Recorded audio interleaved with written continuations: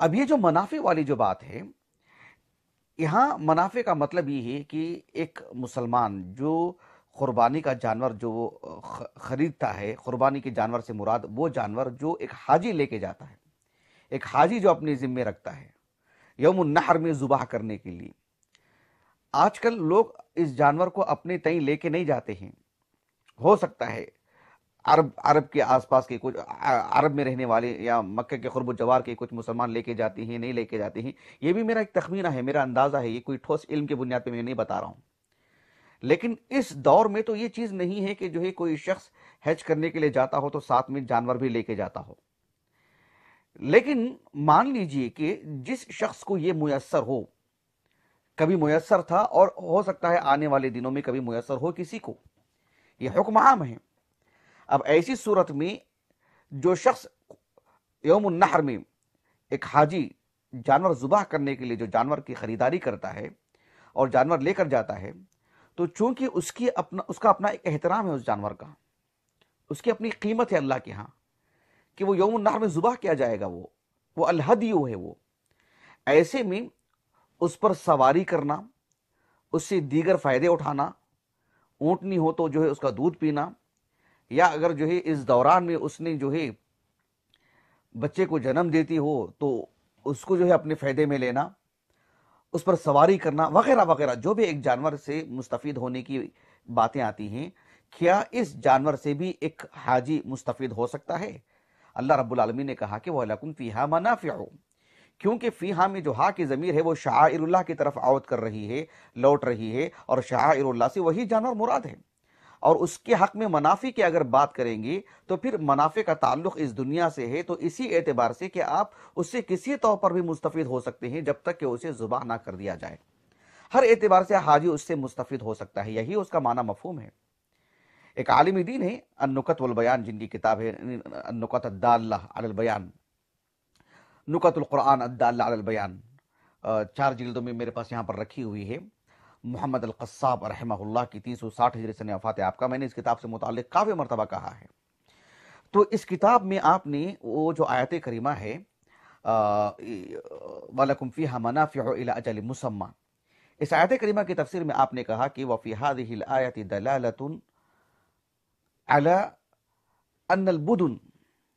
إِذَا جُعِلَتْ شَعَائِرُ، کہ ایک جانور جب وہ ایک حاجی اس اعتبار سے اسے اپنے ذمے لیتا ہے، ایک ہو سکتا ہے ایک آدمی کے پاس ایک جانور ہے، اونٹنی ہے، اس نے اس اونٹنی کو یا اس اونٹ کو اپنے پاس پہلے سے رکھا تھا اپنے کسی کام کے لیے، اب اس نے اس کو یہ نیت کر لی کہ اب میرے لیے جو ہے قربانی کا جانور ہوگا، اب وہ حج کے لیے لے کے جا رہا ہے اس کو، تو کیا اب وہ جو اس سے پہلے مستفید ہوتا تھا آج سے وہ مستفید نہیں ہو پائے گا؟ کہا کہ اذا جعلت شعائر، جب وہ قربانی کے لیے خاص کر دیا گیا ہے وہ جانور، پھر بھی ایک حاجی اس سے مستفید ہو سکتا ہے۔ کہا کہ فلا یحرم الانتفاع،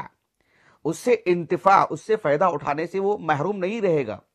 کل جیسا وہ اس جانور سے مستفید ہوتا تھا، آج اس نے اس جانور کو، ایک حاجی نے یہ نیت کر لی کہ اب میں حج کو جو جا رہا ہوں اب اس کے لیے اس کو استعمال کروں گا، تو وہ کسی طور پر بھی اس سے انتفاع میں، اس سے فائدہ اٹھانے میں محروم نہیں رہے گا۔ فی الظہر والدر الی ان تنحر،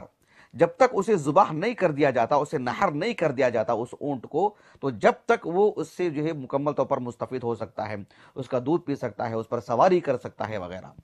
حافظ ابن کثیر رحمہ اللہ نے اسی لیے اس سے جو انتفاع کی بات ہے، اس سے جو مستفید ہونے کی بات ہے، یعنی جو عام جانور تو عام جانور ہی ہے، لیکن اس جانور کو جب اس نے یہ نیت کر لی کہ اب اس کو میں حج کے لیے لے کے جاؤں گا اور یوم النحر میں اسے میں نحر کروں گا یا ذبح کروں گا، تو اس سے جو وہ مستفید ہوگا ایک حاجی، حافظ ابن کثیر رحمہ اللہ نے ان آیات کی روشنی میں یہ بات بتائی ہیں کہ جس طرح سے عام جانوروں سے وہ مستفید ہوتا ہے، ویسے ہی مستفید وہ ان جانوروں سے بھی ہوگا جو وہ الہدی، جو قربانی کے لیے لے کے جا رہا ہے ایک حاجی۔ اللہ رب العالمین نے سورۃ النحل میں ارشاد فرمایا واللہ جعل لکم من بیوتکم سکنا وجعل لکم من جلود الانعام بیوتا تستخفونها یوم ظعنکم ویوم اقامتکم ومن اصوافها واوبارها واشعارها اثاثا ومتاعا الى حین۔ اللہ رب العالمین نے ایک جانور کے سلسلے میں کہا کہ اس کے انسان جو ہے جو خیمے بناتا ہے، جو گھر اللہ نے انسان کے لیے عطا کی ہیں، گھروں سے متعلق گفتگو کرتے ہوئے اللہ رب العالمین نے کہا کہ ایک اونٹ یا کوئی بھی ایک جانور جس سے انسان مستفید ہوتا ہے، اس کی کھال سے، اس کے بال سے، اور اس کے گوشت پوست سے، یا اس کی سواری سے، یا کسی طور پر بھی ایک انسان جو مستفید ہوتا ہے ایک جانور سے، جو کسی طور پر بھی فائدہ اٹھاتا ہے، اس کی جو تفسیر اللہ رب العالمین نے یہاں بیان کی ہے، ویسے ہی جانور کو قربان کرنے تک، قربان گاہ لے جانے تک جو کچھ اس سے وہ مستفید ہو سکتا ہے جائز طریقے سے، مکمل طور پر وہ مستفید ہو سکتا ہے، یہ آیت لا کر کے ابن کثیر رحمہ اللہ نے اس جانب اشارہ کیا ہے۔ اب سورۃ یاسین کے اواخر کی اس آیت کریمہ کو بھی سامنے رکھے، اللہ تعالیٰ نے کہا اولم یروا انا خلقنا لهم مما عملت ایدینا انعاما فهم لها مالکون وذللناها لهم فمنها ركوبهم ومنها يأكلون ولكم فيها منافع ومشارب افلا يشكرون۔ ان آیات میں بھی جو سورہ یاسین کی بالکل اواخر میں ہم اللہ رب العالمین نے جانوروں کو کسی کی ملکیت میں دیتے ہیں، اور جو ہے اس کو وہ ہر طرح سے مستفید ہوتے ہیں، سواری بھی کرتے ہیں، اس کا گوشت بھی کھاتے ہیں، اور اس سے اور بھی بہت سارے منافع ہیں۔ بھلے ہی جو ہے یہاں پر ایک شخص جو ایک حاجی ہے، اس کے پاس جو عام جانور تھا یا اب اس نے خریدا ہے اور وہ حج کے لیے لے جا رہا ہے اس کو، اس دوران میں وہ کسی طور پر بھی اس سے مستفید ہوتا ہے، اس پر سواری کرتا ہے، اس کا دودھ پیتا ہے، یا اس سے ہونے والی اولاد کو جو ہے اپنے کام میں لاتا ہے، اپنے پاس جو ہے مطلب اس سے بھی مستفید ہوتا ہے، وہ سب امور اس کے لیے جائز ہے۔ ظاہر بات ہے کھانے پینے کا تو معاملہ نہیں جڑا ہے اس سے، اس لیے کہ اس کو تو وہاں جا کے نہر کرنا ہے، لیکن اس دوران میں وہ مکمل طور پر مستفید ہو سکتا ہے۔ یہ صرف اہل علم کے اقوال نہیں ہے کہ منافع کی تفسیر میں صرف اتنی بات ہے کہ جو اس کی سواری وغیرہ کرنا، یہ حدیث رسول سے بھی ثابت ہے یہ چیز۔ ایک حدیث مبارکہ ہے جو ابو ہریرہ رضی اللہ عنہ سے مروی ہے، متفق علیہ حدیث ہے، صحیح بخاری کی کتاب الحج میں اور صحیح مسلم کی بھی کتاب الحج میں۔ ابو ہریرہ رضی اللہ عنہ کہتے ہیں کہ اللہ کے رسول نے صلی اللہ علیہ وسلم ایک شخص کو دیکھے کہ جو یعنی سواری کر کے ساتھ میں سواری ہے، سواری سے مراد ایک اونٹ ہے ان کے پاس ساتھ میں، اور اونٹ کو لے کے جا رہے ہیں وہ شخص، صحابی رسول حج کے لیے آئے ہیں۔ اور حافظ ابن حجر رحمہ اللہ نے اس حدیث کا جو دراسہ کی ہے فتح الباری میں، اس کے جو طرق عام طور پر آپ بتاتے ہیں، اس میں آپ نے بہت ساری باتیں لکھی ہیں حافظ ابن حجر رحمہ اللہ نے، کہ وہ شخص چلتے ہوئے آ رہے تھے اور بہت ہی محنت اور مشقت کے ساتھ چل رہے تھے، اونٹ کو جو ہے لے جاتے ہوئے رہا مسئلہ یہ کہ جو ہے مطلب وہ بغیر چپل کے چل رہے تھے۔ ان روایت پر تو ابن حجر رحمہ اللہ نے کہا کہ وہ ضعیف ہیں، لیکن ان کا چلتے ہوئے آنا اور با مشقت چلتے ہوئے آنا، اور پھر ان کا جو ہے سواری سے ہی آدمی تھک جاتا ہے، یہ اور بات ہے کہ چلتے ہوئے آدمی آئے کتنی مشقت ہوگی ان کو، اور البتہ وہ کون سا ہے بھی ابن حجر رحمہ اللہ نے کہا کہ جو ہے میں ان کے نام سے واقف نہیں ہو پایا ہوں۔ خیر، کہنے کا مقصود یہ ہے کہ وہ جب اس شخص کو اللہ کے رسول نے دیکھا تو آپ صلی اللہ علیہ وسلم نے کہا کہ ارکبھا، تمہارے ساتھ میں سواری ہے، تم اس پر سوار ہو جاؤ۔ اب انہوں نے اللہ کے رسول صلی اللہ علیہ وسلم سے یہ وضاحت فرما دی کہ اے اللہ کے رسول انہا بدنتن، یعنی یہ بدنہ ہے،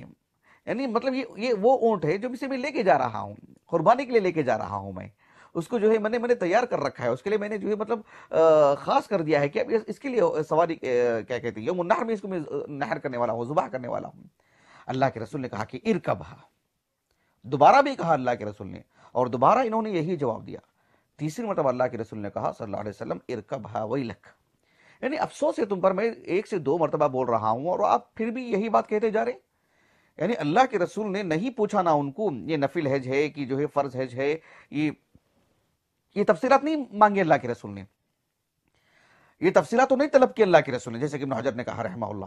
آپ صلی اللہ علیہ وسلم نے ان کو دیکھا، بس یہ کون سا جانور ہے، یہ تمہارا عام جانور ہے کہ جو ہے یوم النحر میں اس کو اب تم نہر کرنے والے ہو، یہ سب تفصیلات تو نہیں طلب کی نا اللہ کے رسول نے،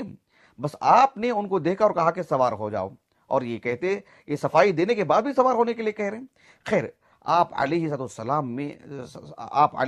نے یعنی گویا کہ ناگوار گزری آپ کو یہ بات، آپ نے کہا کہ ارکبھا ویلک، میں نے آپ کو بارہ کہہ رہا ہوں، آپ اس پہ جو ہے سواری نہیں کر رہے ہیں۔ امام بخاری رحمہ اللہ نے اس حدیث کو لا کر کے جو عنوان قائم کیا ہے کتاب الحج میں کہ باب رکوب البدن، یعنی یہ جو اونٹ ہے، جو اونٹ کے ایک شخص خاص کر دیا ہے، الحد کے حیثیت دے دیا ہے اس کو، جو قربان گاہ لے کے جائے گا ایک حاجی اور جا کر کے وہاں نہر کرے گا، وہاں ذبح کرے گا، اس سے وہ مستفید ہو سکتا ہے، سواری بھی اس پر کر سکتا ہے۔ یہ امام بخاری رحمہ اللہ نے باب قائم کیا ہے۔ امام نووی نے بھی رحمہ اللہ اس سے ملتا جلتا باب قائم کیا ہے صحیح مسلم پر، اس حدیث پر، صحیح مسلم کی اس حدیث پر۔ البتہ بعض اہل علم نے اتنی بات ضرور کہی ہیں، بلکہ اکثر اصحاب علم نے بات کہی ہیں کہ وہ اس طرح کے جانور پر سواری کر سکتا ہے، لیکن اسے حاجت ہو تو، اگر اس کے علاوہ کوئی اور جانور ہے اس کے پاس یا کوئی اور اس کے لیے جو ہے مطلب آسانی ہے تو پھر اس کو ترک کر دے، بالکل بھی اس کے بغیر کوئی جانور نہیں ہے تب جا کر کے اس پر سواری کر لے۔ اور یہ بھی جو ہے حدیث سے مستفاد ہے۔ دیکھیے جس دور میں میں اور آپ جی رہے ہیں، اس دور میں یہ قضیہ نہیں ہے کہ ہم اپنے ساتھ جانور لے کے جاتے ہوں، چاہے ہم ہندوستان سے جائیں چاہے ہم عرب سے جائیں۔ اب عرب سے متعلق اگر بات کرتے ہیں تو بالذات اگر ہم مکہ اور اس کے قرب و جوار کی بات کرتے ہیں تو وہاں کے حجاج کیا کرتے ہیں، یہ میرے علم میں نہیں ہے، میں تکلف نہیں کرنا چاہتا ہوں کہ یہ اور یہ کہنے کے لیے، لیکن اتنا ضرور کہوں گا کہ جو ہے عالمی سطح پر جتنے بھی لوگ حج کرنے کے لیے جاتے ہیں، کوئی اپنا جانور ساتھ لے کے تو نہیں جاتے ہیں، پہلے سے وہ بندوبست رہتا ہے، پورا مکمل ایک پیکیج ہوتا ہے، وہ اسی میں وہ چیز ہو جاتی ہے۔ لیکن جب یہ آیتیں نازل ہوئی، اس طرح کے احادیث ہمارے سامنے آتی ہیں تو اس وقت یہ مسئلہ تھا، اور زمانے تک تھا مسئلہ، قریب تک بھی یہ مسئلہ تھا۔ اب ہو سکتا ہے آنے والے دنوں میں بھی کبھی معاملہ ہو، لیکن تو اس اعتبار سے آیت کی تفسیر کی حد تک یہ باتیں میں آپ کے سامنے رکھ رہا ہوں کہ اس جانور سے کسی طور پر بھی مستفید ایک حاجی ہو سکتا ہے، سواری بھی اس پر کر سکتا ہے، اس کا دودھ بھی پی سکتا ہے، لیکن سواری کی جو بات ہے وہ اس حد تک اس کے لیے درست ہے کہ اس کے علاوہ اس کے پاس کوئی چارہ نہیں ہے۔ اس لیے کہ صحیح مسلم کی ایک حدیث مبارکہ ہے کتاب الحج کی، جابر بن عبداللہ رضی اللہ عنہما سے کسی نے پوچھا کہ جو ہے کیا ہم اس پر سواری کر سکتے ہیں، جو جانور کے الہدیو ہے، یعنی جو یعنی یوم النحر میں ایک حاجی لے کے جا کے جو نحر کرتا ہے، ذبح کرتا ہے، جو بھی اس پر وہ سواری بھی کر سکتا ہے۔ تو